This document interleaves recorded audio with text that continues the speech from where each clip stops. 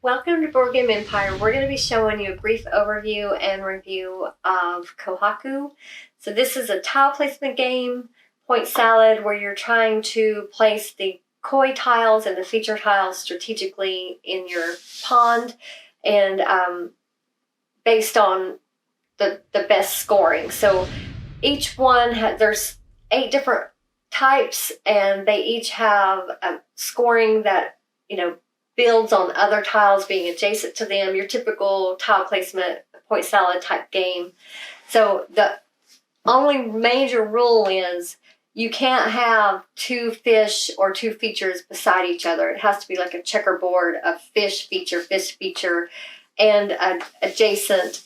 You have to place the next tile adjacent to a previous tile in your pond. Your first pull on this board, it has to be 2 adjacent tiles. And you have to choose a fish, koi, and a feature tile. You can't choose 2 of the same type, or it has to be 1 of each every turn. But your first grab has to be adjacent ones. After that, you can choose any off the board, as long as it's 1 fish, 1 feature. So to go over I'll go over the different types. There's the single flowers. And they do have some nice player aid cards that quickly tell you how you gain points for those. It's for every koi tile that's adjacent. Actually, is it adjacent? Let's see, 2 points. Yeah, every adjacent one is 2 points. 12 points if it's surrounded on all 4 sides by the koi that contains the color of the flower. That's for this one. Yes. Then there's the double flower. He's going to grab one. The double flower, it's 2 points if you have for every adjacent koi with the fish that contains one of the flower's color. 3 points if it has both colors in it. So they're kois that are solid colors and dual colors.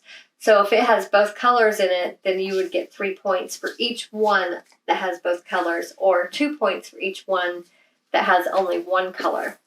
Then there's the turtles. Those are just a flat 5 points. Doesn't matter if what they're adjacent to. It's a feature, so that just has to be obviously in the checkerboard fish feature. Then there's the frogs. It's 1 point for every dragonfly that's shown on an adjacent tile. Some have 2. I think some had 3 dragonflies. So I went for the frogs, and I was getting as many dragonfly kois with dragonflies as I could. Did you show them that one? Yeah. Okay. Then there's the statues. Those didn't come out very often for us, but basically it's regardless of the color of the fish, it's however many koi are adjacent to them. Yeah. You get more points. The butterflies, basically you're trying to get 2 points for each that it's in the same row or column. So you could really rack up with those. If they're the same color as the butterfly in the row and or column, you'll get 2 points for each fish. The rocks, it's 1 point for every individual baby koi on an adjacent tile. I didn't place any of those. I placed those a lot, and so those work just like the frogs with the dragonflies, yeah. But you're looking for baby fish. And then lastly is the coins on the fish. That's 1 point, just outright 1 point. So you could see how you could stack and really gain some points on these if you have one of those butterflies in a column or row, along with you're collecting on the dragonflies or the statues. There's many different ways to go in this game. Anthony focused on the rocks. The rocks and this one. And and you've got a couple of the statues, I think. Yeah. I was focusing on the frogs and the turtles a lot, and somewhat the butterflies. But he ended up kicking my butt in this game. But it's a quick game. It's very easy to learn, very easy to set up, and very quick. It would be easy to teach. And so if you're looking for a filler game, this might be, and you like tile placement point salad games, I would suggest checking this one out. We will put the link in the description. At the end of the game, the way you score your points, I need to mention that, is on the opposite side, you pick which color fish you are, and you just start scoring your tiles. And the way we did it, we went one by one on this reference card. It made it easier to keep up with what we'd scored when we were doing it. He was up in the 90s, I think. I think I was in the 70s. He beat me by quite a bit. I thought I was winning the whole game. She thought she was winning. I couldn't believe it when I lost. Like, really? Because I was doing so well. I had so many, like, every frog I had was completely surrounded. She thought every move she made was like the best move. But he got me with the statue, and what else? There was something else that... This one, the 12.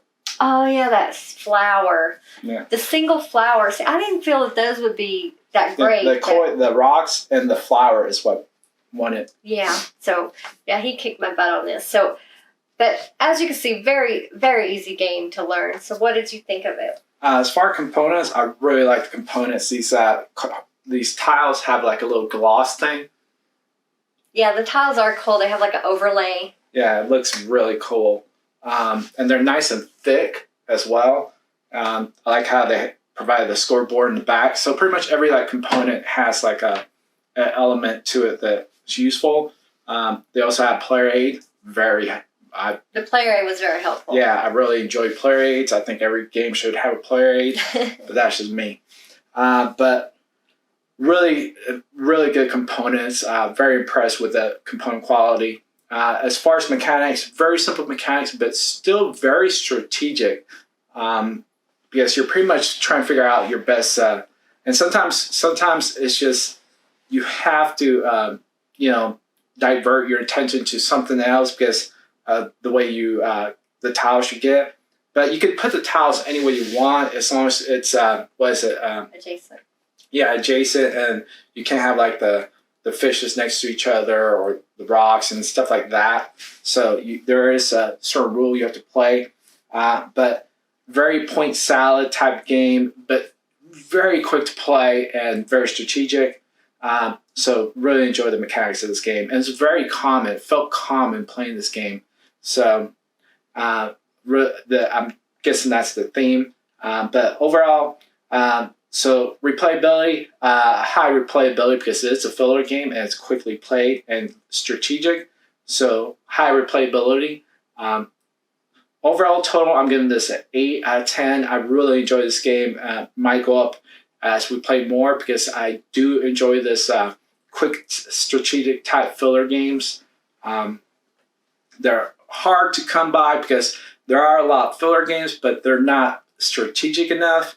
And they just, I just don't feel like they're our type of game. This one does, with the theme and everything. So very impressed, 8 out of 10.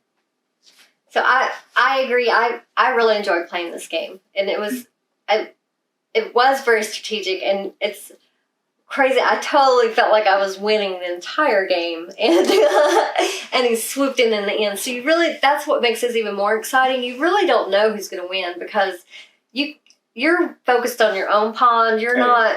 You really can't sit there and calculate what they're doing. And I was with you. A little bit you can, but there's so many different ways, and once you have a lot of rows and columns, it would be a little harder to kind of figure out. Yeah, once you figure out the game, though, you kind of are able to look at your opponent and realize if they're if they're scoring like 2 or 3 points at a time, and you're scoring like 3 or 4 or more, or if you're going for a bigger set of points, you kind of could tell if you're going to win or not. I kind of could tell midway through the game that I was going to win because her scoring the way she scored. Yeah, but if I changed my strat, you could always change your strategy. Oh, yeah. That's the cool thing about this game. You're not locked in. No. Like, you could just switch what you're going for. See, I didn't, because it was we only played once, and it was our first game, so our next game, I know, would be totally different. I would go for totally different things than I did. I wouldn't hone in on one thing. I would kind of stretch it out more, I think, what I'm focusing on. That would make it harder for him to kind of, I think, lock me out on certain things. Picking 2 different components. Like I picked the rock. But then And it's too obvious what you're going for, and but you never. But I would next time. And if you realize you can set up the tiles any way you want, and as long as it follows the rules. So even if she tries to block me, she can't really block me because eventually I will begin that tile that I need. Yeah, so, but we had a lot of fun with this game. Yeah. It was quick. It would be very easy to teach, and it is highly replayable because they are a ton of different tiles. We've got them all here, but we played a 2-player game. In a 2-player game, you take out tiles that have the 3 and 4 rocks on them in the little corner. But so I can't remember how many rounds it's played over, but we really enjoyed this game because it is very strategic. What did you give it? 8. I would give this game an 8, definitely. And this, we will be keeping this in our collection. It would be a great game to pull out when we want just like a quick strategy game. We don't have a lot of time. We just want to play a quick game. This would be a great one for that. And you can play up to 4 players. So I can't imagine how competitive it would be with 4 players. Oh, yeah, it would be. It would be really competitive. But yeah, definitely one of our keepers for sure. But we will put the link in the description if you want to check this game out for yourself. We appreciate you watching. Please feel free to leave a comment or a question. We'd appreciate if you'd give this video a like. If you're not already, please subscribe to our channel. Thank you again for watching, and we look forward to seeing you next time.